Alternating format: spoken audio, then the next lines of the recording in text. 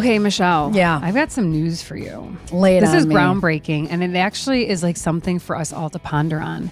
Middle children are going extinct. I'm an endangered species. I was going to say something for us all to ponder, or just middle children like yourself. How have you been since you learned that news? Well, all I'm going to say Never is felt that more left out. Never felt more left out, forgotten about. But it gives me hope that we're exploring space for places to have Expand? new life, and maybe on another planet, families will The be like, middle you know what?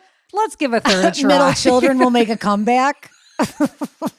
Yep. And not be like the Tyrannosaurus Rex. No, I mean, we've been talking so much about extinction with, the dinosaurs, but we'll dive more into space exploration. But first, welcome to Cozy Conversations with the Sister Project. I'm your host, Lauren, joined by my wonderful sister / therapist. That's right.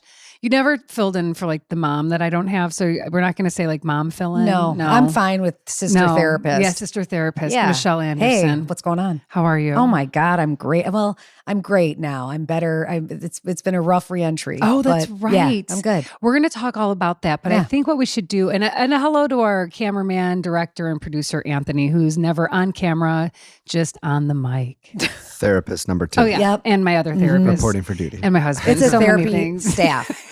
Lauren's staff is here. Do I help therapy anybody? Yeah. Really? 100%. Okay, cool. I'm glad. Lauren, I don't want to be so needy.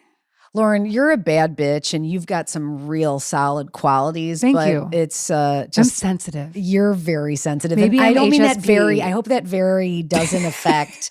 Growing up, you guys what happened growing up is someone would say something mean to me and I'd cry and people would be like, oh, you're just sensitive. I'm like, but what you said was so actually mean and hurtful. mean. I know. And but if you're the oldest, you have skin as thick as a rhinoceros and everything bounces off of you and just reflects into the sensitive Sally in the middle. I am so enamored by and impressed by your hardness.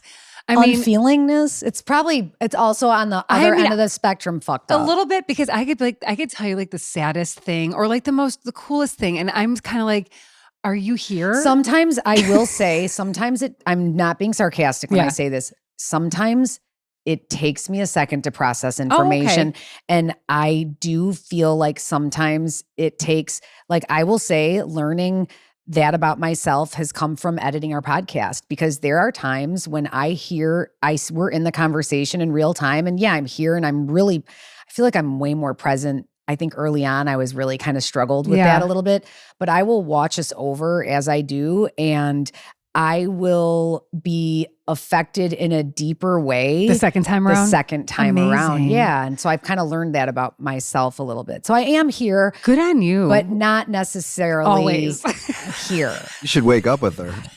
With who? You. Why? Because you just wake up wanting to tell 8 different stories and I have to keep track of them. And I'm like, You're like, I'm where are we still going? waking up. You're talking about Totally. I'm ready to go. Thursday And now? you could call me about that though. Thank you. But because I'm up in the morning. Okay, great. Ready I get to up. go. I'm getting up and ready to go. I know where we were just talking off camera about Chatterbox Cherry, and it sounds like Luna is a direct descendant. 100%. It's no We're questions chatterboxes. asked. I mean, I'm in the right industry. I mean, AJ Lodi called you Chatterbox He did. early on. Like shy chatterbox. Shy, introvert. yes. Sometimes shy, sometimes not. Shy, sensitive Chatterbox. You got it. You hit the nail on A the head. shatterbox. Chatterbox. A new term. In very exciting news here at Cozy Convos with the Sister Project, we have a hotline. And the hotline people are calling us. Phone is ringing off the hook. Don't call me, I'll call you. No, but in this case, call me. Call Michelle and I. We have our very first SpeakPipe. So SpeakPipe is basically it's a platform where you're not physically calling. So our Australian best friend Deanna said, is this going to be a long distance charge? I'm like, okay, put down, just pick up your phone and press the button. Okay, just stop thinking about it and just do it. Deanna needs a little hand holding. I understand. I love you. Who doesn't? Do you like how we talk about our friends right on camera for them to hear when they listen? It's so odd. Hopefully they don't get mad. SpeakPipe is a term? SpeakPipe is the name of the software, is the name of the platform. And so it's speakpipe.com, and our link for ours is in the show notes. And all you do is, it's like leaving a voicemail, but you don't have to call up. You press a button. It's like leaving a voice message. And so we have one. Longtime listener, first time caller, Karen called in, and we're going to play it right now.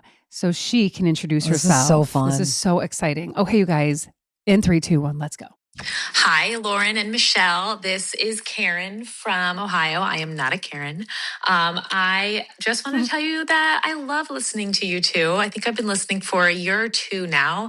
I found you from Abby Thome, and you are just a delight. The wheezy, giggly laughter is the best ever.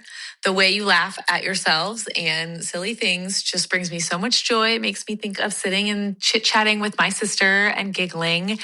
And it just makes me feel like breezy and light. And it's so fun. It is what we need. I love you reminding us to always slow down and care less. It is such an important message in this world. And you are inspiring me to do that more and more and just to appreciate the world around me. And keep on singing because your voice, Michelle and Lauren, you're getting there. They're just wonderful. I hope I can come see you in Chicago sometime. I will make the trip over. But keep on doing what you're doing. I'm just loving it. And I'm trying to spread the word to friends. Amazing. Love you, girls. Oh Bye. my God. Love you, Karen, who's not a Karen, all the way from Ohio. What's round on the outside, high in the middle, Ohio. Wow, Yeah, I've never heard that song before. I know, you know, my friend Matt O'Connell. What's round in the middle Nope. and what? What's Ohio, round what's and round on the outside, which are the and O's? what? High, oh, high, oh, you got it? That's really cute. I'm going to teach that to Luna. Yeah, Ohio. You guys, so listen, that was huge. Thank you so much, Karen, for phoning in. And thank you for listening, and thank you for sharing Cozy Convos. Listen, listener, you too can be featured here on Cozy Convos. All you got to do is go to our speak pipe down in our show notes, press the button, and leave us a just follow the message. prompt. It's really Like, easy. They let's can do go. it. Come on. I mean, Okay, everything is so I easy. cannot wait to see who's Oh, yeah. calling No, in more from to come. all over the world. More to come. Okay, Michelle, before we catch up, I just Yeah. wanted to dive into a little bit of what I'm caring less about. Let's hear it. And then we're going to go into your spring break, but I'm caring less a little bit about the real little shit. Let's I hear mean, it. I have some big things that I, still am, putting too much effort into. But after watching 4 humans like blast off into space, Yeah. and we're going to talk more about Artemis in just a few minutes, my perspective has been shifted a lot in regards to like The importance, the weight we put on certain yes, things. and just like we are a floating rock, Speck. and we're all gonna die. Yeah. So live the life you want. Live it. That's literally where my head's at to a degree. I think that's a solid place to be considering what just happened. I can't wait to dive in and talk to you Same, more about same. that.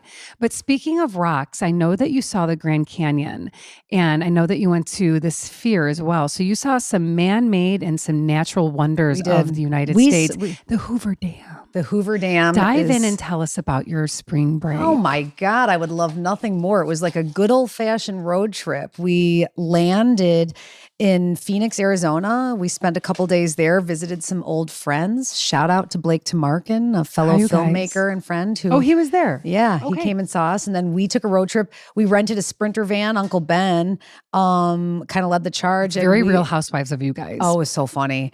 And yeah, we trekked to Sedona. Okay, so how many hours from Phoenix to Sedona would you say? 2 hours? Not far. Not long. How long? Okay, how was And Sedona? Sedona's awesome. This is the second time I've been there. We stayed at a really cool place. We stayed at the Portfolio Tribute Hotel. Okay. And what I love about Sedona is wherever you are on a trail that takes you somewhere incredible. So we hiked the Adobe Trail to Soldiers Pass in Sedona. We actually saw an albino tarantula. Oh, how cool In its burrow. is that? Well, the kids were on a hunt. like the color of your sweater? Yes, the kids were on a hunt for things to see, Yeah, of bugs, course. lizards, whatever. Snakes. And we stumbled upon this burrow that had like a hole in silk, it? the hole. Oh, okay. And there was a silk covering. And upon further investigation, some camera work and ChatGPT, we determined that it was an albino tarantula,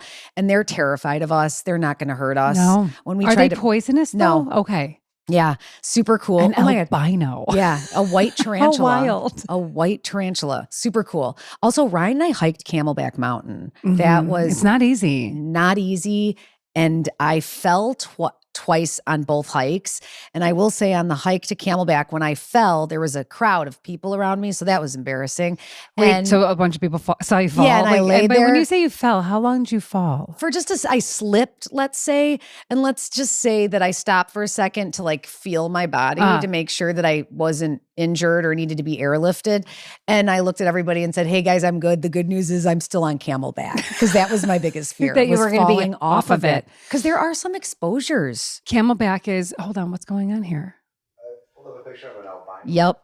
Oh. We didn't see it spot. It wouldn't come out of its burrow. That's not and real. Its legs looked hairless. So I think there's a fluffy and a not fluffy. Yeah, we didn't see a fluffy, but we saw a big white spider living in a big hole. I hate it. I hate its eyes. Yeah, not cool. Did your white spider have red eyes? We could only see the legs poking. Gross. Like nipples. So gross. Michelle, Camelback's not an easy hike. I've done it a few times. I mean, Ryan asked me if I wanted to do it the next day, and I said next year. Yeah. People do it 3 or 4 times a week. Oh yeah, it's like their workout. That's their workout, Yes. which is cool. Mm-hmm. But I was wondering as I was climbing that mountain, how many middle-aged women were hiking that thing in their hokas, because that's what I was wearing. And was that I've not since good gotten- footwear? And you need like hiking boots. You need hiking boots. Yes. I've replaced my Ankle hokas. support, Yes, better. Yes. Yes. That was the big thing, snapping an ankle. Yes. Anyway, we stayed in Sedona for a day and a night, and then we headed out the next day and we road tripped. It took us 7 hours to get to Las Vegas. Oh, from because Sedona. we stopped a ton on Okay. the way. And we saw the Grand Canyon from multiple lookouts, and it is breathtaking. I bet it is. Breathtaking. It was like the sky was kind of cloudy. The sun would peek out occasionally. It was cold.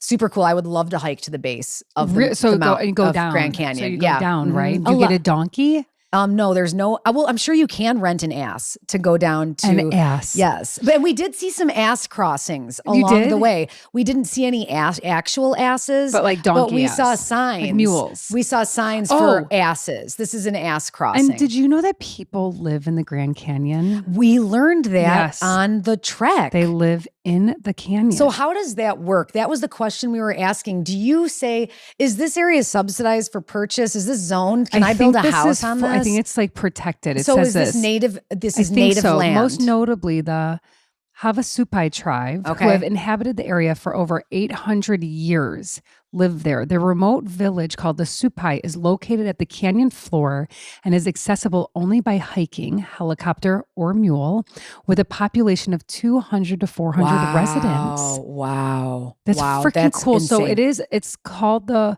Halapai Reservation. Wow. Yeah. Wow. That is amazing. Stunning. Wow, cool. Okay. So Yeah. you didn't do that. We did not hike because we were on a journey, and then we ended at the Hoover Dam, which is quite a marvel. Cool. It is a architectural it is a marvel. It was very cool, and I can get why our engineer friends are obsessed with it. I was laughing when I was there. I was like, this makes sense that all of my friends that have an engineering background think that this is insane. It is, but it didn't mean quite as much to me as it did to those folks. And then, of course, we ended in Vegas, where I learned that my entire family has HSP, which stands for highly sensitive person.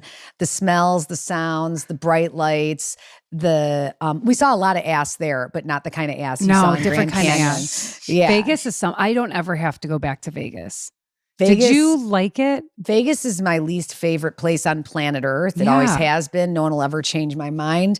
But if you do have the unfortunate Occurrence of having to go back, go to the art district. Yes, we will. I mean, we'll probably never go back anytime soon. It's like the Wicker Park of Las Vegas. Yes. And there's tons of shops and thrifts and art galleries and great little So restaurants. that's rad. And I could have spent the day there and shopped and walked. How far off of the strip? 15-minute Just to cab drive. Mhm. And then Anthony, you went to the Neon Light Museum, right, in Vegas, and you said that was pretty cool. Did you guys do The that, Neon Michelle? Museum was cool. No. Okay. Although they run a tight ship over there. Yeah, you're not supposed to take photos. Now, do you? I'm like, yeah, these are all the cool old neon signs. I brought like 2 cameras, and Does they're the like, no light, pictures. does the I'm like, flash or something affect the neon? Why is that a rule? I It's think not they like want- it's the Mona I think Lisa. they're being. I think they want to encourage people to just see Be it in in the person, which I moment. get it, but I'm a fucking photographer. Yeah, exactly. And you That went would've there been to go some And take great photos. shit. I'll take a photo of a neon sign of anything. Yeah. But anyway, but I still recommend going. But they were annoying. Yeah. But yeah, we didn't. I don't think we've No, been. we did We've been not to go. Fremont, which Super was kind of cool to see and the it's old right part. and it's right near there. It's closer Okay. to Fremont than it is to okay. the Strip. Yeah. And then you guys went to the Sphere. And then we rounded it out, literally, no pun intended. No pun. At the Sphere, we saw the Wizard of Oz, which I learned some stuff from our cab driver, which cab drivers in Vegas are very friendly and very knowledgeable. And question, can you just go and hail a cab? You can hail a cab and which we did. And then Okay. also the Uber situation. Have you guys heard about the Waymo driverless Yeah, cabs? and well, yes, through our friend Marty. Yes, that's a Yeah. thing in Phoenix. Wait, who was it that showed us Andrea that? and Ben were driving. They Wait, so only you- took I've seen them in Waymos. San Fran, and they're out. They're out west testing of- them in different Okay, cities. so you sit in the back seat and Yeah. it drives? Yeah. And the front Okay. of the And- passenger okay, seat. so you could sit next to the. Why is there no driveless? Why is it driverless? Because they're Because AI is you know. taking over. I want to So know. fucked. if We the- are We're so just an fucked. experiment at this point. I No, want to know. we are so fucked. I just want to know who did the police talk to if the car gets pulled over? That's all. Probably I'm the worried person. about. I The mean, person's in the car. Have you been in some of these Ubers? Sometimes you'd rather have just no one in the driver's seat. I mean, I I've been in some suppose. very dangerous Ubers actually before. We filed a complaint once. So you did not experience. We a did not do the driverless Waymo. one. And of course, of all the things my kids did and saw, they wanted to make sure that I knew that they felt like they were sort of neglected. Oh, because they didn't get the because they didn't get the Waymo. driverless Waymo. And I said, I'm sorry, I didn't download the app and do that. But they are very cost effective. I think Are they? our cab, our Uber to a restaurant was $25 and theirs was $9.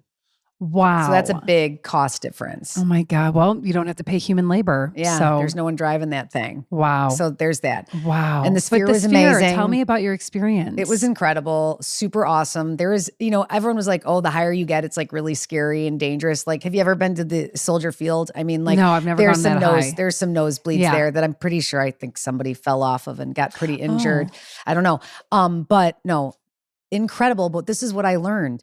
I learned that the Sphere only started turning a profit when they bought the licensing for Wizard of Oz and made that an event there. All of their music Acts, like that, shows yes. were not turning a profit. They Why? just started. I don't know, but this was the first thing that started to make money for them. Is it because they've got to pay the artist? I again, like I'm giving you just 50% of the yeah, I information. need more info. But It's we'll your- find out more. But I highly recommend it. Super fun. But don't need to go back. I'd like to see a show at Red Rocks or something. Same. Or the Gorge, which is in Washington, is also Yes. quite phenomenal. Yeah. Phenomenal. I'm an outdoor person. I'm into the Sphere was incredible. We went and saw Dead and Co. or Dead and Friends. Dead and Co. I thought. I forget. Or Dead and Friends. Dead and Company. Yeah, Dead and Company.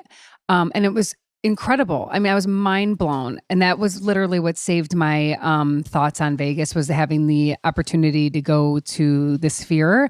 You guys, couple fun facts. The Sphere cost $2.3 billion. Yeah. Billion dollars. Can you check to see? I think he said the licensing for Wizard of Oz was 100 million. What? Can you check that right now? What the licensing for the Sphere was? Let's just see if Michelle's ADD got that fact right. Let's see. $100 million. Yeah. They spent nearly $100 million to license and adapt The Wizard of Oz to the Las Vegas Sphere. The project, which involved updating the 1939 classic for the venue's massive LED screen, has been a massive success, which reportedly, with reported daily ticket sales up to $2 million. Yeah. I mean, it cost us $25 for a beer at the Sphere. You'd think they'd make a couple bucks, but they're trying to, I mean, like, when do they get still to need that? They still need 50 shows to make that back, but Wow. it's probably making back in other ways. They'll Merch, get there. beers. Amazing. Yeah. Super Fun cool. facts, Michelle. Super cool. Okay. And then you came home and your basement was basically flooded. Yep. A whole pipe burst outside when the spigot was turned on while we had some work done in our house. I've got a hot tip for you, Lauren Tell and us. Anthony, and listener, if you're listening and listen to me when I tell you this. Do not have, and this was to no one's fault, but do not have work done on your home when you're traveling. It's the second time I've done this. Yeah. And it's the second time just something's gone wrong and it could have been mitigated had we been home. So now we're mitigating water and mold. Oh, and, God. And I know your biggest fear is mold. Yeah. So yeah, it is. And it's. Well, I probably have mold poisoning. We lived with mold for a while, so I'm a goner. We're trying not to have to mitigate $100,000 worth of mold. And it's not fun because that is what will happen. Do you know my bandmate? They had mold in their whole house. They moved out of their house. They rehabbed their entire interior of their home was taken down to the studs because of mold. Yeah, I believe it. Mold is no joke, and it just grows everywhere and grows. Well, glad you're back. Glad you had a great time. There's on no place spring like break. home. Well, Just like what Dorothy used to say. Michelle and I are such clicked different my heels. travelers. Michelle cannot wait to get home. I want to extend my trips most of the time. Counting the minutes till I got home. I love how different we are. Couldn't wait to get in that turbulent plane. Oh my God, home. I hate it. That is not a fun part. Yep. Okay. Well, anyway. Well, welcome back. Thanks. And before we hop into our hot topic, let's show some love to one of our sponsors. This show is supported by Posey Law Group. And we've heard about Stephanie Posey and her law group. If you are looking to work on estate planning or looking to build a small business for all of our entrepreneurs out there, what else? Real estate, estate planning, then Posey Law Group is the group for you. She is local, she is wonderful, and Stephanie can be trusted with helping you make sure that everything is done legally. Buttoned up. And if you want to learn more about Posey Law Group, just go to poseylawgroup.com, ask for Stephanie, and tell her that the Sister Project sent you. Now, Michelle, while you were away on your road trip, you became an astronaut? You're working for NASA? I'm NASA. Welcome. I am now regretting all of my life's decisions and wishing I went to space camp. Why didn't we go to space camp? Like, where do you go to space camp? Know that because we weren't in the STEM program. I think it starts there. Oh God, I'm hoping Luna is like down with some space camp. Do you know that I know somebody that works at NASA? She's an aeronautical engineer at U of I. She was one of my besties' roommates in college. And amazing. I believe she is still working at NASA. I wonder if she was in the control room. She may have been. When Artemis 2 blasted off. Now, while you were away, Artemis 2 blasted from the space station up into the sky. And I didn't catch on. Here's the thing. I was talking to my friend Kara Jolly, a tried and true listener here. And she's like, girl, I had no idea we were going to the moon 2 weeks ago. Like, I didn't hear anything about Is that going because to the it was good and exciting? I don't, yes. And we only hear negative, downtrodden vitriol? Probably, or it was, I don't know. I don't follow a lot of science. I follow NASA, I follow my news, but I did not know anything about going to the moon until we went to the moon. But the more I think about you saying that you didn't know this, it's strange that this wasn't so something strange. On the, I don't know. It is. It's so strange, but who cares? Because now we know, and I'm fully invested in this mission of the 4 astronauts who are up there right now. And I'm fully invested too, but I wasn't at the beginning, remember? You guys, I was like, okay, Michelle, welcome back. Here's a hot topic that I think we're going to cover. And I'm like, okay, Artemis 2, we're going to the moon. It's the first woman astronaut to go to the moon, first Black guy to go to the moon, all these cool things. It's the farthest place we've ever gone to in space. And I'm like, okay. And Michelle's like, I'm not meeting you where you are. Yeah. Sorry, guys. And I was underwater, literally. I'm thinking to myself, like, how much fucking cooler could we get right now than Artemis 2? But you are finally on the bandwagon.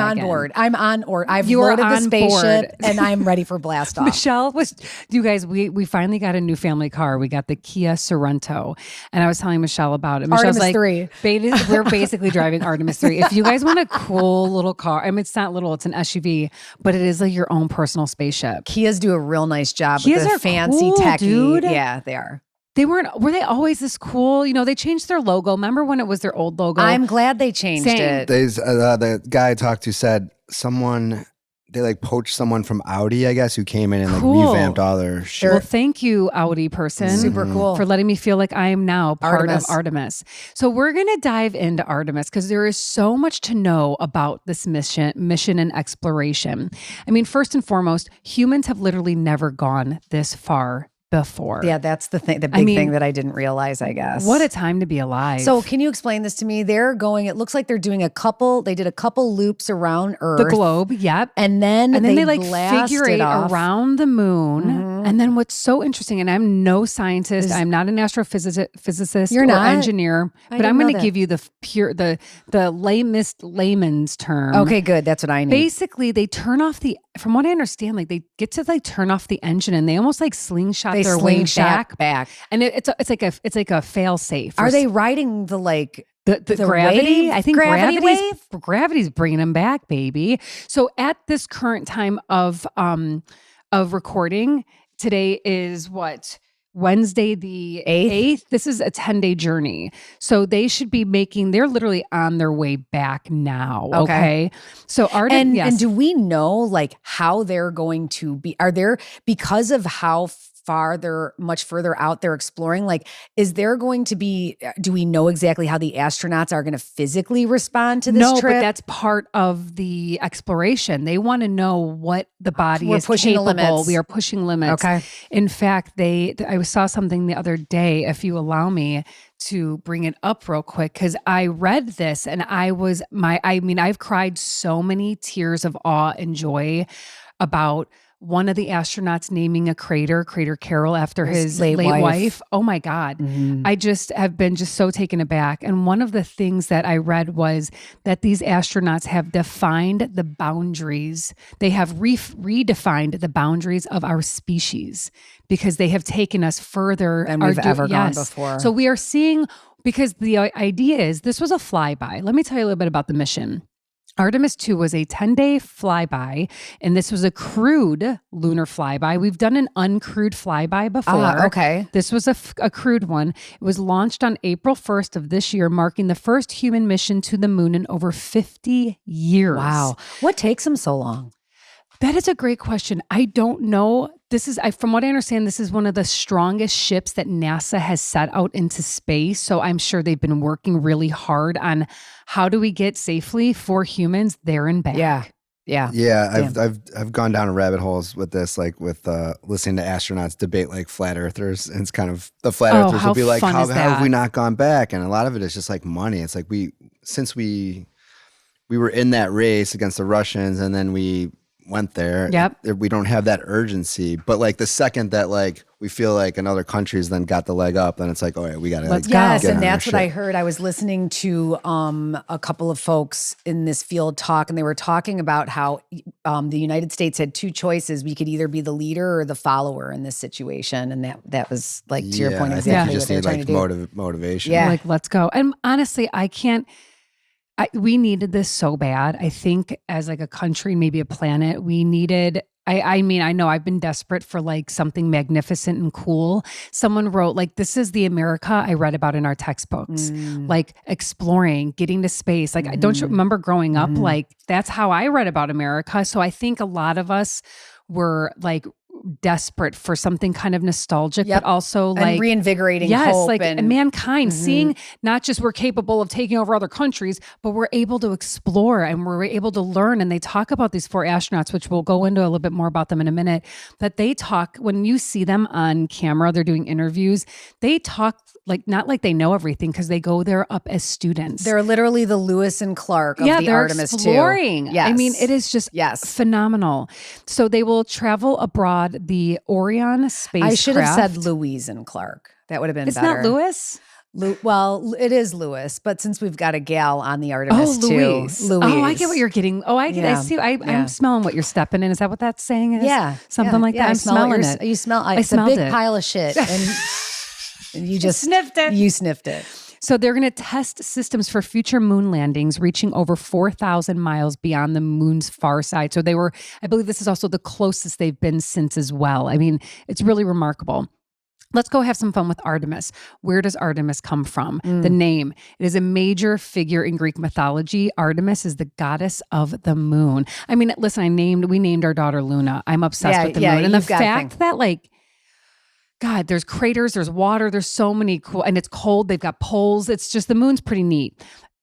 Artemis, rather, is the protector of women and children. So there's like this feminine energy that's Big time. That's really involved in this whole mission, Just which is because really they're fucking cool. They may be flying on a phallic symbol, but it's everything else woman. is all female. It's all woman. It's associated, Artemis is also associated with nature, wilderness hunting, and she was known for her independence and strength. And she is also the twin sister of Apollo, who represents the sun. I didn't even realize that. I So love the freaking mythology connection. Couple things. Again, it's a 10-day mission. It is crewed. There is no landing. And the goal is to validate Orion's life support systems, navigation, and crew performance for future long-term missions. Wow. The mission will break the record for the farthest humans have traveled, about 250 miles from Earth. That's a long way away. Can you imagine leaving your family? I would not be able to. I would be sucking my thumb. How about the people that are being left behind? I'm already thinking about them re-entering. And what about that one lady and that other guy that were like stuck in, remember when they were stuck in space a few years ago? Mm-hmm. But how long? And she came back. I'm like, that must have been a rough re-entry. I can't imagine. No, that's not like a 10-day. That was like, I think they were there for like, was it a year? She probably had her ruby slippers on at some point. Come on. Give it to me. This is full circle. She's clicking. With the Wizard of Oz. Speaking of re-entry, did you see they will enter the atmosphere at 25,000 miles an hour? No. Are you kidding? And they splash into the Pacific Ocean. Are you? Generating temperatures of nearly 2,800 degrees Celsius, which we got to transfer that to Fahrenheit. But that sounds You hot. guys. It's funny you mentioned like the turbulence, Michelle, because I think it was a CBS interview, and the first woman up to the moon, her name is Christina Koch. She is the mission specialist of the crew. She was surprised that the ride was smooth and it wasn't as bumpy. They said when they separated from the other vessel, it got a little rocky, but she said they prepared for a bumpy ride up. And she's like, we were really surprised at how smooth it was. That was like the first 3/4 of my flight back home. And then I hate it. I hate turbulence. So this mission carries 4 people. It's an international crew because we have Jeremy Hansen, a Canadian from the Canadian Space Agency. He is also a mission specialist. We have the first person of color, Victor Glover. He is the pilot. The mission commander is Reed Wiseman. And of course, the first woman is Christina Koch. the mission specialist. The hair on my arms. Oh my is standing God. up. How freaking cool is that? It's So yeah, incredible. she's the first woman on a lunar mission. And then Victor's the first Black astronaut. And the first non-American to go to the moon is Jeremy. So as we know that this is the Orion spacecraft, and their spacecraft that they named is Integrity. So the Orion, that's the name of the machine that got them there, but they gave it its own little like mission name, which they named it that. So really interesting stuff. I did not realize that like we don't see the other side of the moon. I didn't either. I thought we just see the freaking moon. And I saw, and then so of now course, it makes sense because as the Earth rotates, it shades. Yes. And that's when we see the waxing and the waning, depending. Yes, Got it. I mean, again, there's so much to learn, but it made me also think about like of course, Pink Floyd's album, The Dark Side of the Moon. Like what was the influence makes there? sense like, I'm just now. curious, like that, and that's one of the most incredible albums ever. And then I'm like, what, how, why? Okay, so what's so cool about this is when the mission flew to the dark side of the moon, I mean, talk about anxiety. Yeah, what? A 40-minute total communication blackout with NASA. Wait, did they know? Was that Yes, planned? It's planned.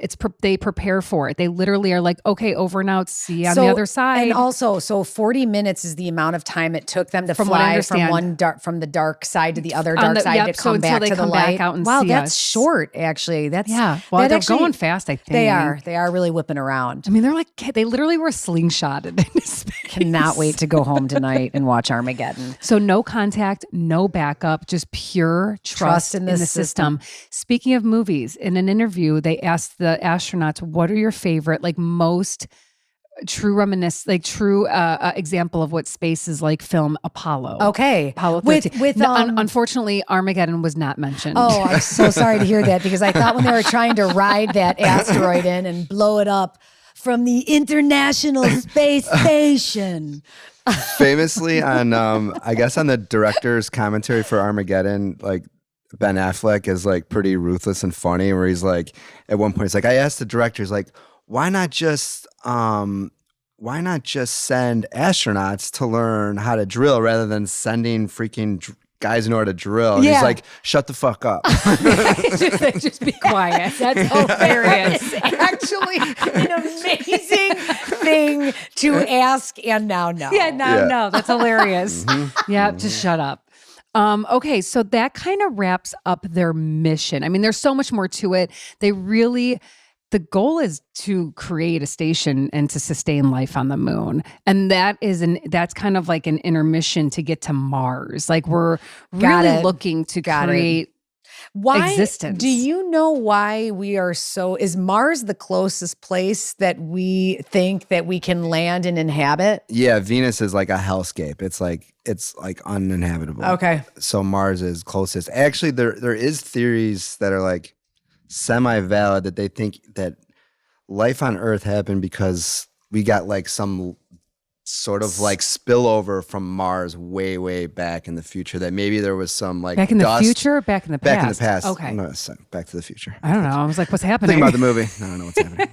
But yeah, like that way back when. So when people say that we're literally made of stardust, that's what they mean. It's possible that we got some like life dust from Mars, and that's aliens. how that sprinkled and then started to bloom. Organisms, that is who knows? Insane. I mean, we didn't just pop up out of nowhere. We became us. It's really remarkable, which brings me to this other thing that I want to tell you guys about. It's a phenomenon called the overview effect. And I read about this last night while I was finishing up some of my research. So the overview effect is a rewiring of the brain. This is a phenomenon that happens to I think 600 people who've been able to get off of the planet. Overview. See the Earth from above. The overview effect. Okay. So while on Earth, we have our borders and our nations and our ideologies that appear like insurmountable to us. Like that's just what we have here. It's like we have our Earth, we have our borders and our countries. And that's kind of like a fact. We know that we're fighting over land, we're fighting over oil, we're fighting over shit that we have created lines to. Yep, okay? And there are different rules here. If and there's different people. Line. Yes. So we have all these things made up. But from above, those map lines, which blood is literally shed for, reveal themselves to be nothing more than a collective illusion than we have constructed. So these people that get to see us from above see us literally as a floating rock. Yep. And it's beautiful. Yeah. I mean, the way they talk, I have goosebumps. I've seen some pictures. Talk about it. Yeah. I mean, at one point I was looking at the globe, the planet Earth, and I saw the northern lights at the top right-hand corner. And that's when tears started coming down my eyes, because I was like, oh my God, we stand on Earth hoping to look up and see the northern lights, but you can see those from space. And the view that these people get to see is just insane, life-changing. Yeah.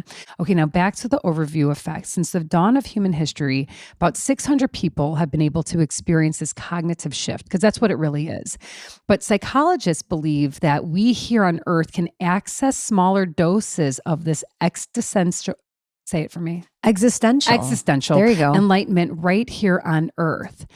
It's that feeling of the sublime we experience when gazing at the endless oceans or a colossal canyon like the Grand Canyon. It's the same biological reflex reminding us that we are part of the massive whole. And so the idea is that they come back with like this philosophical, like their change in their brain. It's literally like a chemical change in the brain. It's almost like a near-death experience. Kind of, yes. But like a near-life rewiring. Yeah, and they look at life differently. I'm assuming this has been studied, and basically they're saying that Artemis is going to come back not with like, oh, the Earth is so beautiful, but one of their messages will be how utterly meaningless our modern anxieties, endless rivalries, and arrogance are on a cosmic scale. Lady boner. I mean, just popped. Like everything. Like that's incredible. I can't admit. Like they look at the globe. I mean, they're out in space in this dark abyss, looking at this planet that we are all living on, kind of fucking it up, fighting over things, and they're just peacefully floating in space as far away as you can possibly be from all of like the hardship. Yeah. And I cannot wait to hear interviews when they return years to come, what this has meant to them and how their lives have been changed. But I think it's a really good reminder for us as humans and for our listeners that the next time you are standing in front of the ocean or you're at the Grand Canyon to like stop and put your fucking camera away a minute and just look at the insane beauty that our planet Earth gives us. We are really lucky to be here. And, I was not joking earlier about the caring less about the little shit. And I mean, you talked about like a near death or near life experience. I think seeing the globe from their perspective, even the photos they are sending back to us, for me, that translated into like, we're all going to die one day. YOLO, do whatever the fuck you want, because we are a grain of sand in the grand scheme of things. So true. And those just for me, even seeing the Grand Canyon for the first time in my life I had that moment where I stood on different edges of lookouts and just, you stop and think for a second, like all the lines you see and the different colors and like what happened to Earth that created this massive thing. Do we know what happened? I have no idea. I don't know. You would think that we talked about it. I guess you didn't get that one tip. One. I was just like, I think that you find yourself, like you said, like you are a grain of sand on the grand scheme of things. And I just always leave these things feeling like here's this massive mark, this landmark on Earth. And I just always go back to thinking about the kind of mark we leave as individuals, and like those moments really level set and perspective shift for you. So speaking of the Grand Canyon, Michelle, was primarily formed by the Colorado River cutting down through rock layers over the past 5 to 6 million years as the surrounding Colorado Plateau was uplifted by tectonic forces. So you're no geologist, so I get it. You went to just enjoy what you saw. And this has been a gift. I think these astronauts that have been up there and now we've got amazing cameras. So they're bringing back images that are just mind blowing. I'm really excited about their reentry. Did you see the photo of the eclipse where the moon? No. Oh, I mean, these people are going to need therapy when they get back because it's just like otherworldly that they were able to experience this. Yeah. Oh, I'm just so into it. So they arrive back on planet Earth. There is I learned that there's this tiny thin membrane that is literally protecting the Earth from basically a cosmic explosion. And literally that is basically the threshold. It's like a membrane. It's like it's what keeps us safe. It's what keeps like we float within it. Kind of. It's like a protective shield, and they have to go through it. Yeah, I mean it's fine. It's no big deal. But that's literally why we like stand on the Earth, and like there's just so many. It's so fascinating. So cool. It's mind blowing. Yeah, and I have found myself filled with a lot of gratitude this week because everything's a fucking shit show, and I'm like, thank you. Thank you, science. Thank you. I want to go now, Anthony, we're planning a trip. We're going to NASA. We are taking Luna. I need a NASA shirt. Yeah, you need the proper sweatshirt. I need all of it. Well, let me see if I can get a NASA witch. Let me see if I can get you guys clearance with my connection. Please. So just in ways that we didn't expect, we have been witnessing history the past 2 weeks. And that's pretty cool. It's pretty cool, it's right? Pretty cool. Pretty damn cool. Pretty dang cool. We'll watch Armageddon tonight. We're not watching Armageddon. Yes, we Based are. on a true story. It's not ever do anything. Buscemi riding that asteroid or the nuke to blow that asteroid. Steve Buscemi is in this? Yes, he was one of the drillers, bro. Owen Wilson is in it. Owen Wilson is Armageddon. He's a driller, bro. Wait, but you guys saw Project Hail Mary. Michelle, you haven't shared your what did you think? I freaking reinstated hope. It kind of felt like riding Artemis too. Really? Yeah, I knew you would like it. Feel good. I'm really happy that you saw it. I'm learning. Ryan thought it was a touch too long, which I expected. He likes it an hour 36, not 2 hours 36. Yeah, totally. An hour too long. Okay, Michelle, is Armageddon your favorite space movie for real? Is that would you say? My junior year of college, I watched it. I blew out my knee my junior year, and so I was laid up for a long time, and I remember watching it.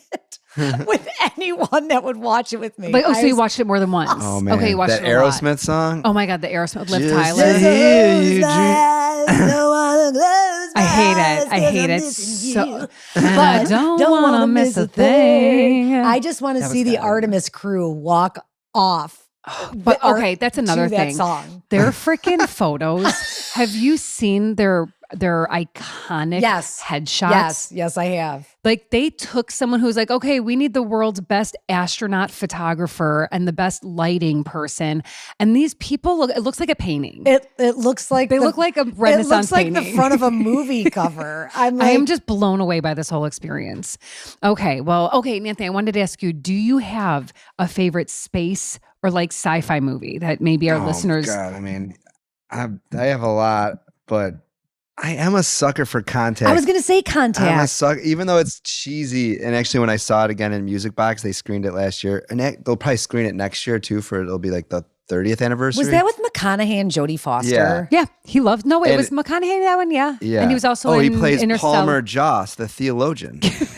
Advisor to the president. So he was kind of like playing himself. Is what you're saying? When he walked on screen at the Music Box, like the whole crowd laughed. It was like a comedy when you see it with a group of people. Oh my God, that sounds fun. Awesome. So I have a soft spot for Contact, but I like 2001. Never seen Space Odyssey. It's really long. Interstellar. It's cool. Throw Interstellar in there. I'm going to throw one in. Let's hear the it. hat. I can't wait. Well, I've got two, but the first one is Another Earth. And Anthony, it only has a 6.9 out of 10, but this is not like it's sci-fi-ish.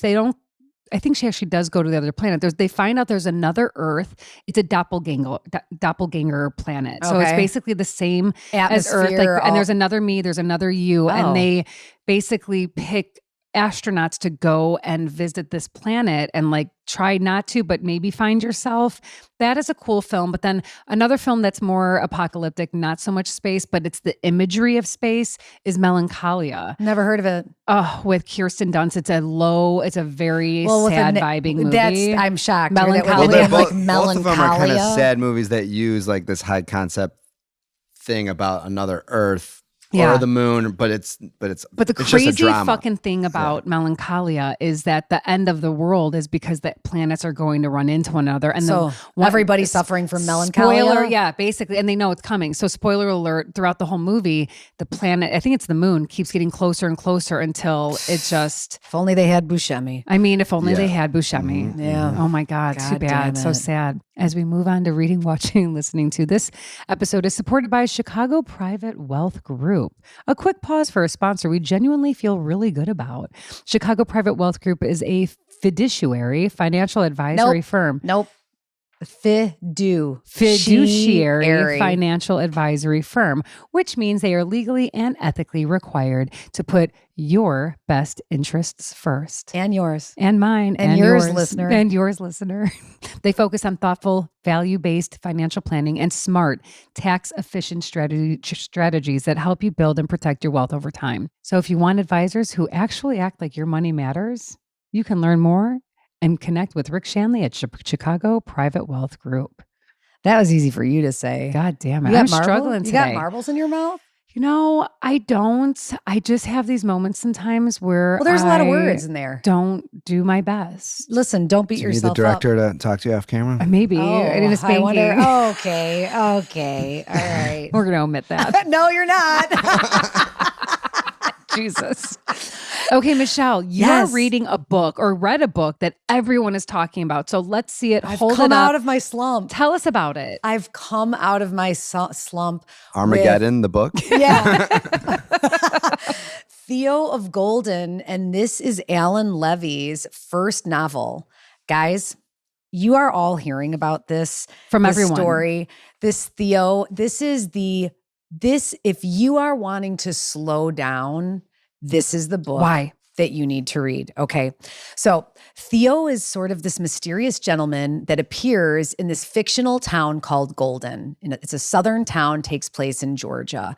And he starts procuring portraits that are being hung in a local cafe, and he is delivering them to the person that they were painted of. And how he's getting them to these people is he's having to figure out who they are, which their name has been written on the back of the drawing. And he's sending them a letter, and then he's meeting them at a park bench to give them this. And there's a lot of, people are like, who is this weirdo that's coming to town? And I don't know him.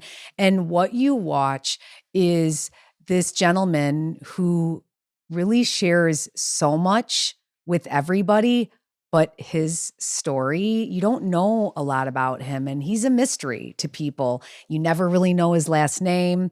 Anyway, you never know where he's from. You don't. Do you ever find out? Yes. Okay. And it is I need to read it. The most wonderful, heartwarming reminder to pay attention to the simple little things right in front of you. Oh my God. And relationships matter, and also everybody has a story. Mm-hmm. It's so good. Fantastic. Can I borrow it? Yes. I like the cover.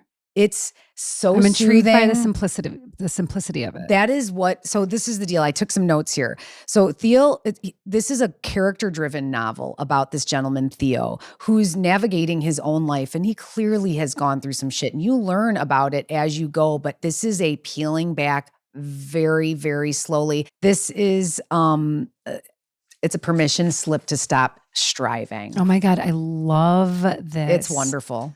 All right. And I just want you to know that now I'm reading The Lion Women of Tehran, and I am totally in it. It is a wonderful novel, and really, I'm learning a lot about what's going on in the world today through this story, and that was a good rec. Okay, good. I'm glad you like that. So that's your follow-up That's to my this. vibe. So just so you know, like I took a couple of books from you that so you Heated recommended. Rivalry's not your vibe. No, it's not my vibe. Like I want to see that stuff on screen. I know, you know what I'm I'm the same way, saying? but I'm going to read it just because Like, I'm dying to know what happens I want to see two male lovers make out. do it on screen. I never knew I was into watching gay lovemaking. Men make love to one another. Here for it. I don't need the for rook. it. I'm going to read Theo I think Golden's. I'm more into men making out than heterosexual like love making on screen. I mean, it depends. For me, I'm not going to. I don't know what happened to me. Anyway, I loved it. Fantastic book. Okay, wonderful. Maybe we'll watch Basic Instinct to snap you into some. Ew, hetero. there is nothing worse than a Michael Douglas sex scene. Ew, where he That's why I brought it up. bites on his lips. I hate Michelle. Yeah, sweaty and angry and, and borderline that illegal. there's like a rapey scene in that like I love that we just like pretend like the woman said no 5 times and he just keeps. But she's a murderer. No, not her. The other. No. Is she? Ew. No. Yes. Does it? But she's a murderer. No, that's not how this conversation works. It was the 90s. Things were up for grabs. It was fine. I hate Michael Douglas sex scenes more than anything. They're pretty Traumatic, cringy. Why does he make those faces? Those are like sex faces I never needed to see. Well, that was his MO, and you know what Catherine Zeta is looking at when they're having private time. He was one of those actors like what's his name, Quinn, Aidan Quinn. Always needed a sex scene. Like, why do you always? You have always to have bring up Aidan Quinn's sex scenes. I feel like I'm that's just such a deep cut. Do you not like him? I mean, again, I don't like Did guys you like that him just in- have to have a sex What about scene. Legends of the Fall? He didn't have to Like have a sex Legends scene. of the Who's Aidan Quinn? Aidan Quinn didn't have to have sex scenes in my best friend's, my Big Fat Greek Wedding. That's not Aidan Quinn. This is Aiden. You think Aiden from Sex in the City, whose name is Aiden? Whatever. No, Aidan Quinn. Whatever. It doesn't matter. Doesn't We've matter, gone but off track. It's okay. Who cares? Speaking of watching things, so I was so in tune to Artemis that I was like, I need more. Then I started watching the Sally Ride doc. Okay, which I don't know anything about Sally Ride. Is her last name Ride or that play on words? No, that's her last name. It happens to be her last name. Sally Ride was the first woman to go to space. And I know the little I know about Sally Ride is because I read about her little blip in my books to Luna, my Rebel Girl books of women doing amazing things. And Sally Ride, of course, is featured in there. And it is about, first of all, I have a friend who works in the space industry, and her and I have talked at length about what it was like for her to get into the space industry as a woman. And so knowing some of these facts from her, I think it's like, I think back then, any woman trying to get into an industry that was predominantly men was not easy. Yeah. So we're dealing with that situation with Sally. And there's basically Is it competitive, but they're not really saying it, but she was competitive. She wanted to be the first woman in space. And there were other women who were, vying for this position to get up there. She was also a closeted lesbian, and that was not good for her back then. And so she really had to hide that. She even got married to a man to just make it look like she wasn't a lesbian, although her former lovers back then were like, oh my God, kind of blown away by that. But she was doing whatever she had to do to fit the mold that NASA, the space industry wanted in a woman going to space, because they wanted they wanted that feminine woman going to space, not too feminine. You should listen to the interviews when they asked her. She's sitting there and she's sitting with the panel of. She finally gets the gig to go up, and she's sitting with the male astronauts, and they're like, "Sally, what do you do when something goes wrong on the spaceship? Are you weeping? Are you crying?" And she's like, "Why don't you ask him that?" Ask one of the guys. And she's like, I don't respond any differently. I've got my knowledge. I respond with, how are we going to sort this out? But of course, they're treating us like we're the fucking aliens. This, ding dongs. Yeah, no, we're aliens. They don't know how to talk to us back then. They thought that for a week in freaking space, they wanted to pack her. Are you ready for this? They didn't know 100 tampons. 100 tampons and all the makeup. They for her hygiene. They wanted NASA made she needed a her makeup mascara kit. Yeah. Instead that's actually fucking infuriating. Well, okay, going back to Artemis real quick, this is actually kind of funny. There is a recording of Christina asking the station on Earth, hey, did anyone see that Honest hand lotion I asked you guys to pack for me? She was looking for her hand lotion in space. She literally was asking the control center, like, please let me know where you found, where you put it. Where was it? I don't know yet, but I was just listening to her ask for her Honest brand hand lotion. This is honestly a must see. I think every woman and girl should watch it, and man and boy, to see how hard women have had to fight to just be, to prove themselves that they're equal, smarter, can do it to all. just be involved. Okay. And it's really, she was a super competitive tennis player. Like, Sally Ride was fucking cool. And it's a long one. It's like 2 hours. I can handle it. Highly recommend it. If it's good, I'm in. Oh, I'm going to watch it. I walked in I'll on watch some it. parts. It was good. It is so cool. And I walked in on the tampons. Yeah, the tampon part. I was dying. I was like, you guys, oh my God. They should honestly know. A lot of makeup. I'm hoping they're getting getting Diva Diva tampons. cups. I think a Diva cup would be better suited no, up in but then space. the blood goes everywhere. No way. Oh my God. So that's another thing. When you watch they had a water bottle, and they'll like let a drop of water go out, and the water just, I don't know what menstruation is like in regards to how you tend to that. Maybe they are on the pill and they skip their period during that phase. There's a lot of quarantine that goes involved in going up in space. They do a lot of preparation. Cool. It's not like they just go up from after home. a normal day to space. So yeah, highly recommend. It's on Hulu. And then in regards to listening, I'm listening to a page turner called The First Lie Wins by Ashley Elston. It's about a con artist who might be falling for her subject, for the guy that she's kind of like dealing with. She's trying to work one over. Yeah, she's falling hard for him. Yeah, this is a quickie book club that I joined with a couple friends from We Descend. We just decided we're going to go to dinner and talk about a book. Nice. Yeah, instead of all the other bullshit we talk about. I think that's a better idea. Thank you. For our last shout out to our supporter, we'd like to give thanks to Let It Be Us. Let It Be Us is an Illinois nonprofit working to improve the foster care and adoption system by connecting children with loving families and the resources they deserve. They support foster parents, advocate for kids in care, and work to make the path to adoption clearer and more compassionate. So here's the thing. If you've ever wondered more about what can I do to help support children in foster care, this is what you can do. You can start here with Let It Be Us, and all you've got to do is go to letitbeus.org, where this whole website just has a ton of information for you to learn more about the foster care system. But we also want to make it known that on May 30th, they will be having their Be Mine Gala at the City Hall, which is a venue in the West Loop. And that will be again on May 30th at 6. You can go to letitbeus.org, go to the events page and join us. Let's all go to the gala. Let's have some fun. It's looking like I will for sure be there. So I hope to see you there as well. And Let It Be Us, thank you for sponsoring Cozy Conversations with the Sister Project. Michelle, simple pleasure. Oh yeah. What's yours? Nerd alert. What's yours? My simple pleasure this week is getting schooled in sound by the brilliant guitarist that is Mike Manthei, who who's actually helped the pigs from time to time. But we're leveling up and we're getting in-ear monitors because we're getting too old to carry. In-ear monitors. Yep, IEMs is what they call them. Oh, cool. In fact, look at you. That whole time they were talking about IEMs and I said, what's an IEM? And they said, in-ear monitor, Michelle, that's why we're here. But anyway, we literally got a lesson in sound and frequency and how it works and why things sound better or worse based on different equipment. And I'm a nerd and I loved every minute of that conversation. So I'm excited for the band to be leveling up. And guys, maybe if you're around in Chicago on May 23rd, the Pigs are going to be playing at Nick's Beer Garden. And hopefully we'll have our in Chicago on Milwaukee. Yeah, is that Nick's where it is? Beer Garden? Yeah, Nick's Beer Garden. On what date? May 23rd. We'll be there. Yeah. Oh, yeah. Nick's Beer Garden. Anthony and I had a moment there many moons ago on a New Year's Eve. That was you? That was me. That's that Jennifer Pohl's brother owns that. Get out of here. Yeah. Oh my God. We will be there. Sweet. Nick's Beer Garden. That's rad. Yeah. Okay.